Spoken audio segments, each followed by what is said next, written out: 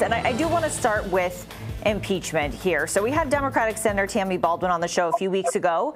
She believes this trial is constitutional, and so does a group of bipartisan constitutional scholars. About 150 of them say it is. They say because of text and structure of the Constitution, history, and precedent. So what are you seeing that they're not? Well, first of all, I think there are experts on the other side. I would agree with the others that say it's not constitutional. You don't have a sitting president, you have a former president, but to lay the constitutional question aside and just ask yourself the question, is this a good thing to do? Is this wise? President Biden, his inaugural address, talked about healing, talked about unifying this country. Is an impeachment trial of a former president, is that healing? Is that going to unify? I would argue, no, it's very vindictive, it's very divisive. And we need to heal. We need to come together. We have enormous challenges facing this nation, and an impeachment trial of a former president is not part of the solution. But isn't the basis of your argument that it's not constitutional? It's certainly one of the points, but I would go above and beyond that and just say this is not a good thing to do. There's no reason to do this, and we shouldn't do it. Well, and you say there's no reason to do this, but I mean, the Democrats would say the reason to do this is so that President Trump can't run for office again. Well, there would be one of the areas of the constitutionality that I would question.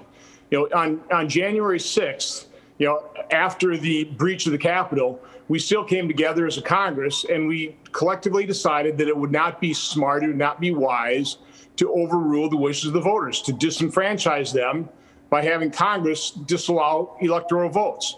And I voted against disallowing electoral votes. And that was the right thing to do. And so why would we think it would be a smart thing to do or constitutional to, ahead of time, to preemptively disenfranchise voters or overrule voters? This would be, whether or not President Trump runs again for office should be a decision that President Trump makes, and whether or not he would be successful at it would be decided by the voters. So again, I'm being completely consistent in terms of how I voted on January 6th and what my view is in terms of this impeachment trial. And I think, you know, when you say that there should be healing moving forward, I think some people might have a real problem with that, considering they don't necessarily see Republicans reaching out and doing any kind of healing. So what would you say that you've done to help bring everyone together? I know you said on January 6th you didn't go ahead and vote a certain way, but all the way up to that point you had said you would.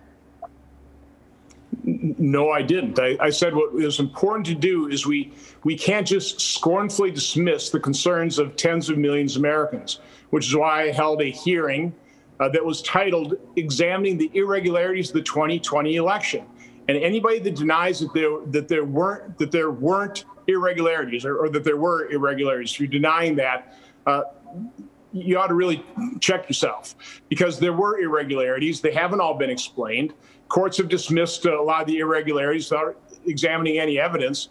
And so if you really want to heal this nation, you have to honestly address the issues that were involved in 2020. Now, as soon as the Electoral College voted, I acknowledged Vice President Biden became the president-elect.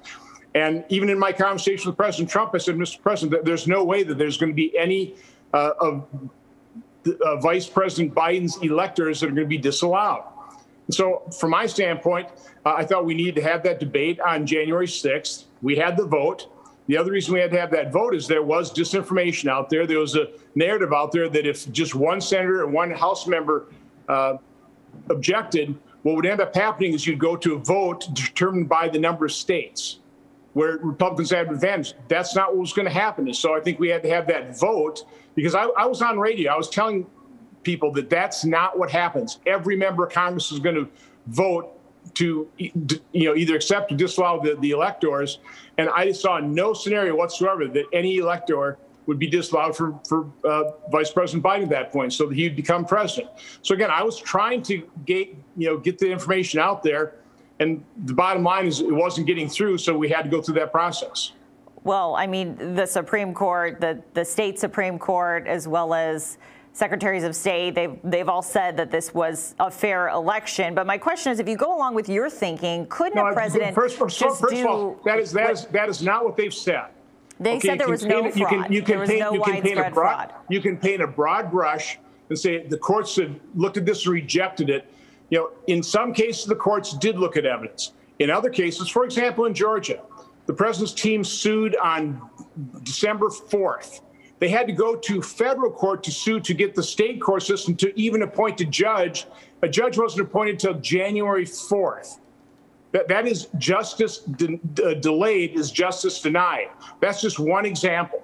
So again, the press likes to paint a broad brush that all this has been looked at. It's all been discredited. It's all been rejected. It's all been debunked. I've heard that for years in terms of my investigation. Then all of a sudden, lo and behold, gee, there actually was a real investigation against Hunter Biden.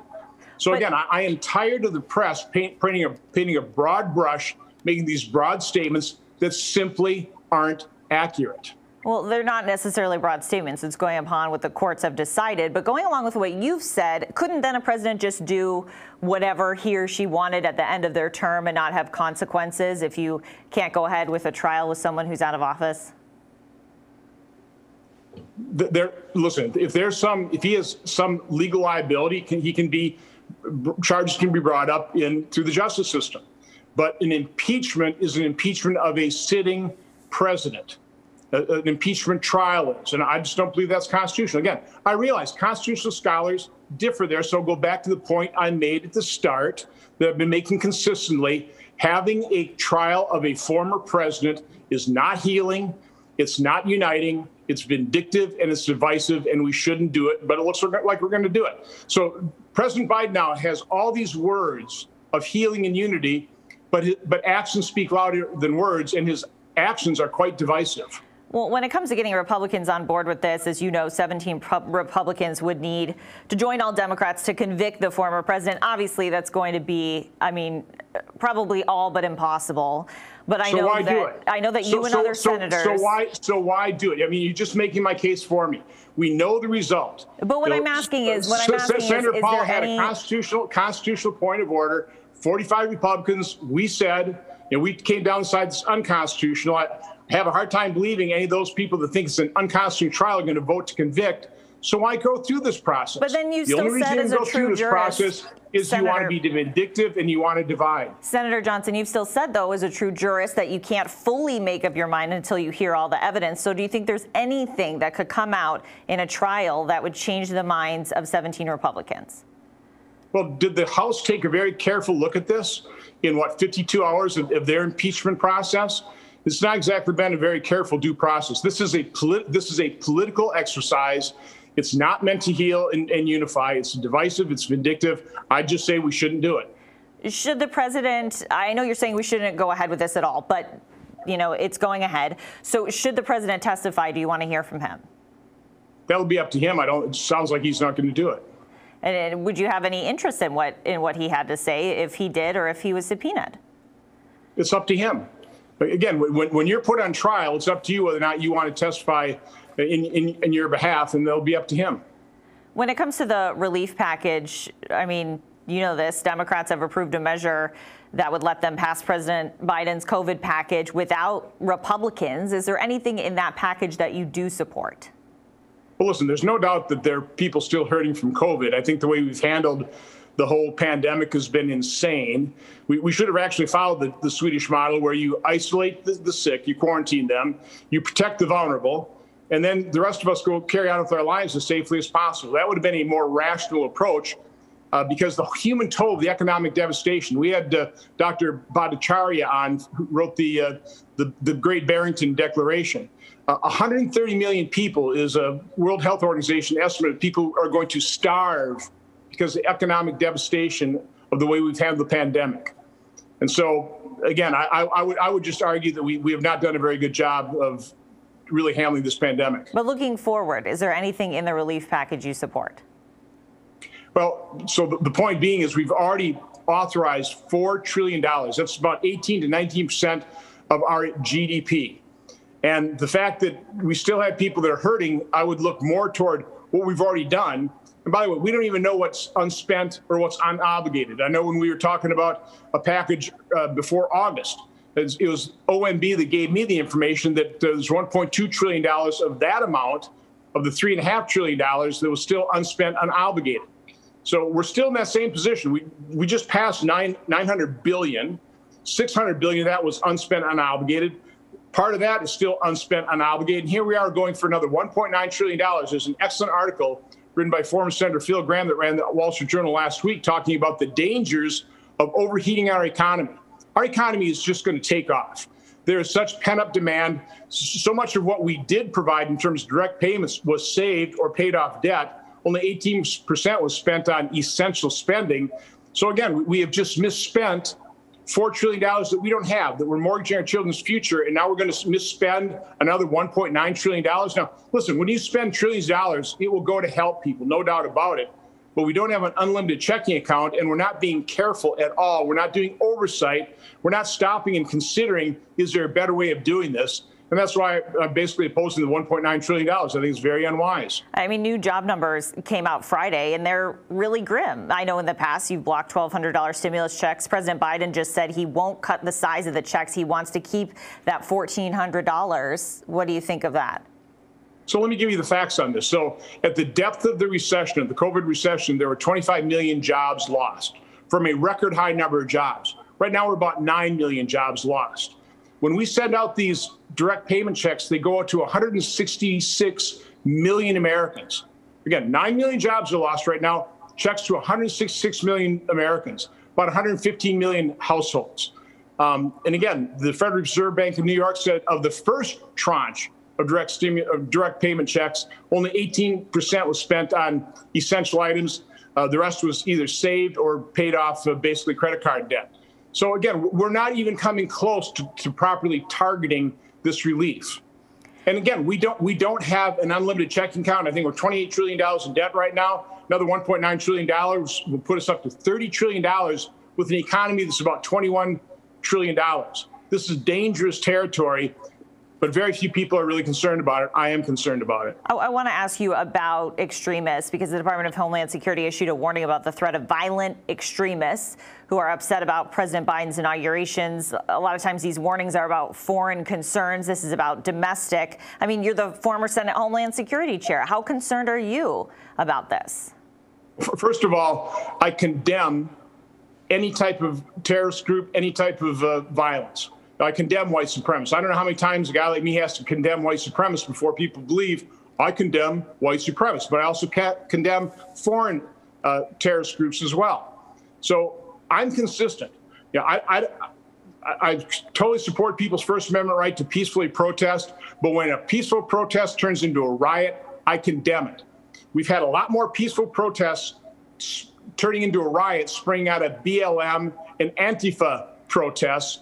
We had one case now where, you know, the breach in the Capitol, I completely condemn it, but I think we need to rigorously address and arrest and prosecute all rioters, everybody that conducts violence. So I'm concerned about all of it. Well, when it comes to these violent extremists in the U.S., is this specifically far right wing? Is this something that you looked into as chair? Did you spend time on this? Yes, yeah. We had threat hearings with FBI Director Wray. We were trying to get to the bottom of it. It's hard to get to the bottom of this. You don't know exactly who are the threats, and we have seen an increase in terms of, you know, deaths from white supremacists. But that doesn't mean there aren't other dangers here. And if you just focus on one and just say, well, here's the only problem. No, there's all kinds of problems. But again, I don't even view them as right wing. I view them as extremist groups. I condemn them all. I mean, but these were President Trump supporters who stormed the Capitol, were they not? Listen, well, we don't know. Okay, we truly don't know. I don't have the reports on who the true agitators were. Yes, the bulk of people that were protesting, that attended that rally, were President Trump supporters. Exactly who the individual groups were, and there were smaller groups, we have reports of that agitated, that egged the crowd down, the people that were the first ones to breach the Capitol. I really don't know exactly who those folks are. It sounds like they may be some of these white supremacist groups. And again, I condemn those groups. I want to get to one more question, something that you've been talking about a lot lately, which is censorship. I know you're concerned right now because you say YouTube took down a Milwaukee doctor's testimony at a Senate hearing. So my question to you is, going forward, I mean, what do you want to do about this? Well, first of all, the social media companies have become far too powerful. The media themselves have chosen a side. You folks got the person you want elected president. I don't think you should, but you can't lump us all in together. That's dangerous for our democracy. You shouldn't be lumping us all in together, the election interference conducted by the media and the social media is far greater than anything Russia possibly could hope to have accomplished in 2016 or 2020. But the media won't admit it.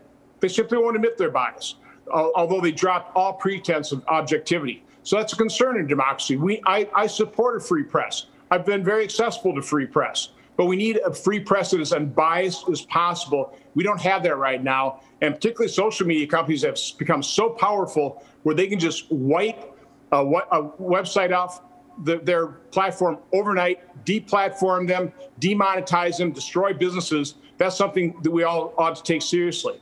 And then the censorship of information. I mean, all I've been trying to do is provide information and pressure on our agencies to take a look at and explore repurposed, cheap, generic drugs. They haven't done it. They put virtually no time or effort or money into exploring things like hydroxychloroquine or ivermectin. And then I have doctors that have the courage and compassion to treat patients with these drugs, and they are vilified. They're ostracized. They're fired from their institutions. There's something wrong about this when the NIH guideline in terms of COVID is just go home, isolate yourself, be afraid, monitor your symptoms until you're so sick you're going to come to the hospital. Then they'll give a couple of drugs a shot. That is an insane approach to COVID. We should have been exploring robustly early treatment, and we haven't. But then a guy like me who holds hearings on early treatment, I get vilified. I get a New York Times article written about me about the snake oil sales from the Senate. Are you kidding me? Again, just one little example of the bias in the media that you all deny. I don't think you can lump us all in together, especially you saying you don't want the whole Republican Party lumped in together either. But you're always willing to come on our show, and we appreciate your time, Senator. Thank you. I think in general, the mainstream media is biased to the left, and that's pretty undeniable in general. There are exceptions, but right now, over the last 4 years, I think you've proven my point.